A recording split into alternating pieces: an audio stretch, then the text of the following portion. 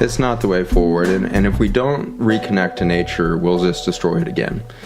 I want to try to bring this to some sort of closure that doesn't feel like I'm the most depressing person you've ever listened to. And so I'm kind of battling in my mind now to kind of get us back to this space where we can say... It is doomsday meets like unbridled optimism. Like, I don't really know where you're coming from. It's like... You don't know where to go with this one. So let me take you back to kind of how do you reconcile those two things? And I do it actually through my experience as a physician in the ICUs. And in the ICUs, when I was practicing intensive hospital medicine, I got the privilege of being around human beings at the end of life. And I was so compelled by this experience that I ended up getting another subspecialty in hospice and palliative care and dealing with end-of-life things for 4 years with a hospice group. And at the end of life, we've termed it death. And what I've laid out for you today is the possibility of the death of our species in 70 years, 100 years, who cares? If it was 200 years, it's still pathetic. And so we're looking at the last chapter of life on Earth with our current course of action. But let me tell you about what my experience has been in those last moments with patients who are dying. We have the belief, I think, in our subconscious because of the movies we watch, because of the TV shows we watch, because of our big divorce from the death process. It's become sterilized. You have probably not seen many people die. You've probably not seen your loved ones die. No. They've probably died in operating rooms or in ICUs, or they died before you could fly across the country and see them, and so very few human beings are now watching this process of death, and it's allowed death to be defined as an endpoint, as a contraction or a disappearance, rather than what I've actually seen it to be.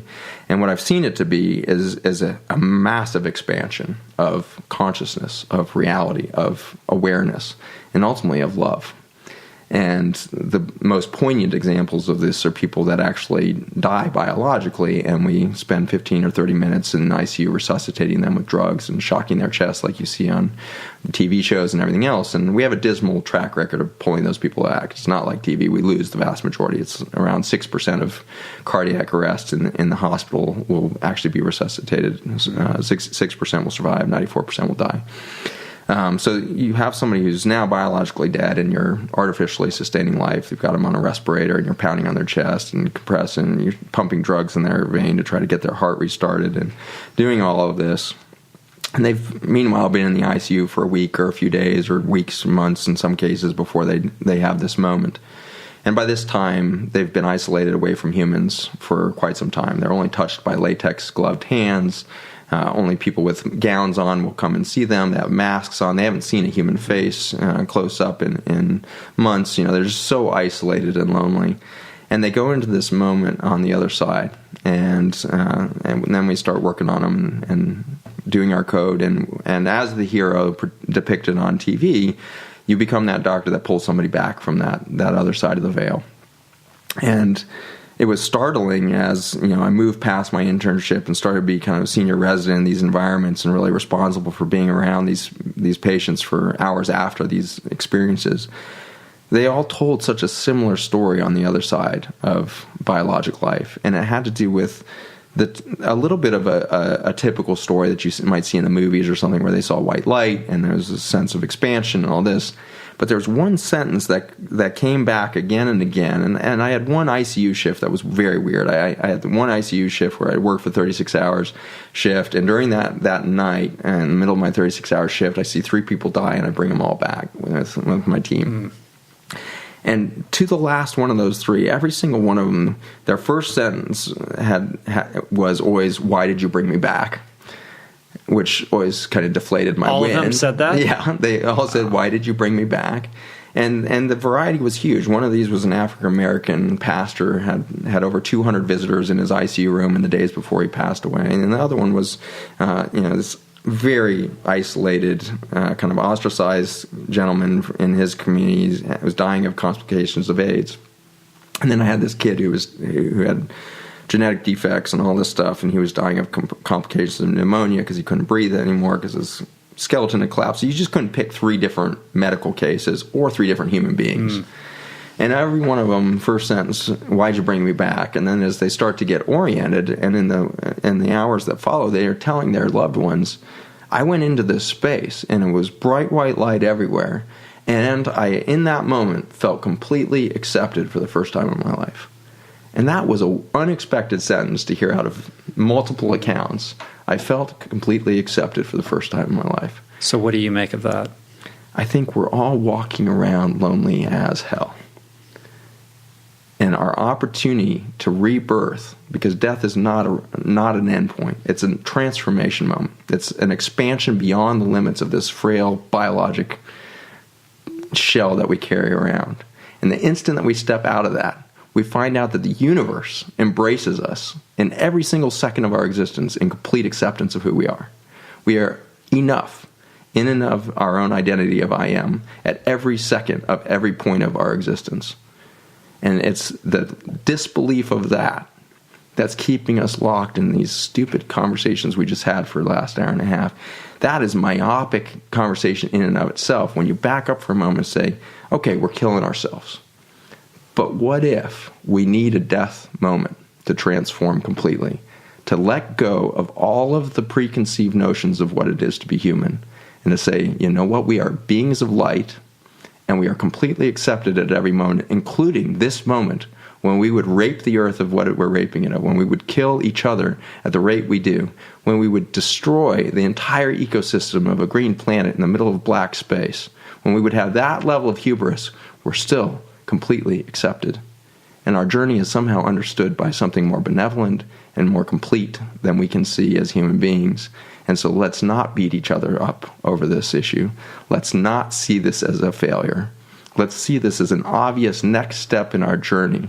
And death is the inevitable thing marching at us that's going to say, are you going to wake up and see the transformation at that moment of death and transformation, and you're going to say goodbye, Homo sapiens? Or are you going to do it a moment before that, in the body, before the doctor starts the resuscitation? Are you going to say, you know what? What if we all looked at each other in wonder and awe and said, you're enough. I accept you completely. I want to be with you. I want to live with you. I want to be alive, period.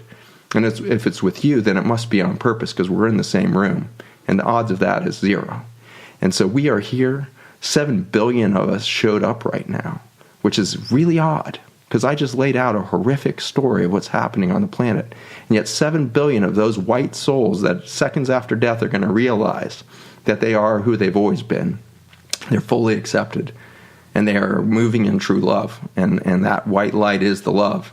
And they're in that space. What if we can transform before we die? Then there's no reason to go to Mars. There's no reason to go anywhere else. Because we will do absolutely every single thing differently here on Earth. And we're going to do it differently by just that simple recognition of I am who I am, you are who you are. That's enough, and I accept you completely. And let's figure out how to do this within the design of nature.